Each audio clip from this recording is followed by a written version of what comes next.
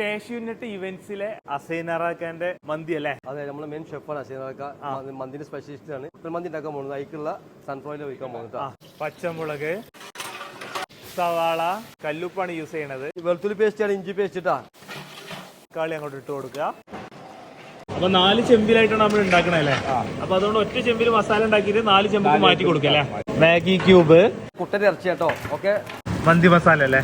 ഗരം മസാലന്റെ വെള്ളം, ഗരം മസാല തിളപ്പിച്ചെടുത്തല്ലേ? കുരുമുളക്, ക്യാപ്സിക്കം, മന്തി മസാല, കുരുമുളക്, ഗരം മസാലയുടെ വെള്ളം അല്ലേ? Sunflower oil. സമത് ഭായി, നമ്മളെ കുട്ടൻ മന്തി റെഡിയായി. കളറിങ് ചെയ്ത് ഫോഗ് ചെയ്ത് ദമ്മിട്ട് ഇനി ഒരു 11 മണി നമുക്ക് ഗസ്റ്റ് ചെയ്യുമ്പോൾ പൊട്ടിച്ചു കൊടുക്കാനുള്ള എല്ലാ ദമ്മും റെഡിയാണ്. ഫുഡും കാറ്ററിങ്ങും സെറ്റിങ്സും എല്ലാം ഇവിടെ ചെയ്യുന്നത് കാഷ്യൂനട്ട് ഇവന്റ്സ് ആട്ടാ. സമയം കറക്റ്റ് ടൈം ആയപ്പോൾ ഗസ്റ്റുകൾ എത്തി തുടങ്ങിയപ്പോൾ തന്നെ ഇവിടെ ഫുഡ് റെഡി ആയിട്ടുണ്ടായിരുന്നു. അങ്ങനെ ഫുഡ് വിളമ്പാൻ തുടങ്ങി.